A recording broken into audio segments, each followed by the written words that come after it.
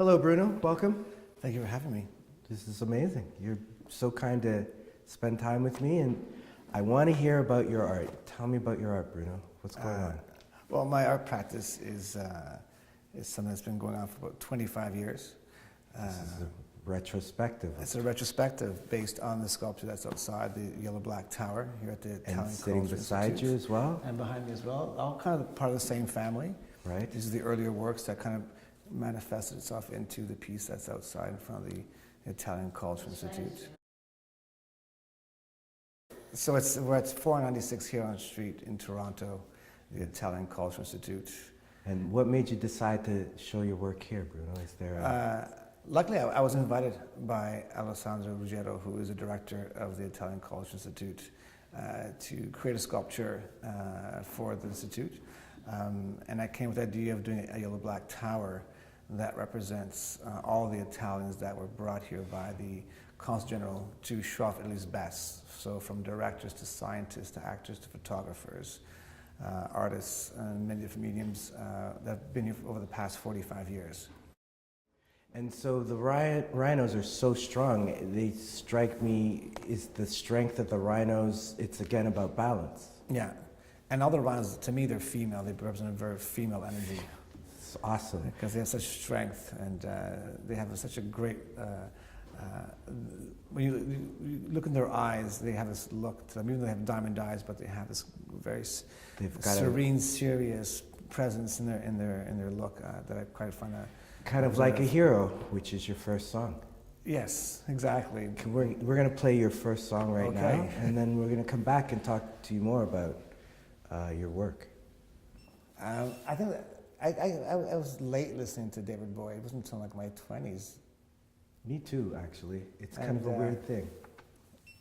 But it reminds me of at that time with my friends being creative and kind of felt we're not necessarily going against the system. I don't think I even knew what the system was then. But just this kind of like early morning, sun is up, things we want to do, we want to build something, make something go somewhere.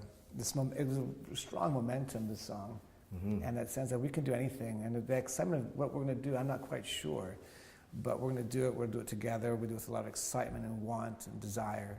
And you've created works 25 years, for 25 years out of that desire. Yeah, and that song has definitely played out in a lot of when I've been working and stuff. Right on. Absolutely. You mentioned that you don't actually listen to music while you make. No, I always have the intention to do it, but I just never pushed play. It's a hard thing to organize before you get started with your process. Yeah, because the process always starts in my head. So I always think, okay, I'll make myself a cup of coffee, and then I'll put some music on. I'll start. I never make the coffee, and I never put the music on, but I always start. You always start. Yeah. Awesome.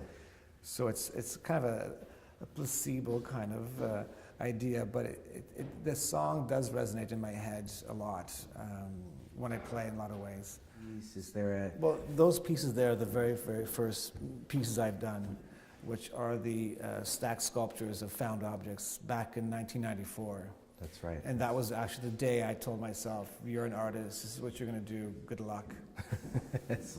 And I said thanks. It's very striking, and a lot of people were, I was totally enamored with the fact of nobody had been doing anything stacking in the art world at all.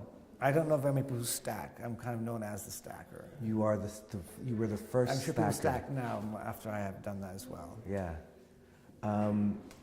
Okay, well, our last song that you've chosen is a ditty by Edith Piaf, and you mentioned that during your art process, you're not listening to music, but when you make dinner, you're listening to music. And in fact, Edith Piaf is what I play for most of my shows. Oh, fantastic. That one album she has, it's been in maybe 30 of my shows as the backtrack sound to my shows. Partly because it's French. I love her story. It's also music of the common people, or the regular people. I say common people. Yeah. And I'm in the common people. Me too. Okay. Amongst each other. But it really does emphasize just the joy of life, the hardship of life, which is life in general, is like that. And I just found her music just kind of really rounds off my objects and environment with sound nicely. Fantastic, Bruno. Thank you so much for your time today. Thank you so much for coming. And everybody should come down to Bruno's exhibit. It's on until February 19th. Fantastic, Bruno. And I'm sure I'll pop up again in the future as well. I'm sure we'll keep track of you, Bruno. Thanks Yes. again for doing this Thank and taking you. your time. Thank you.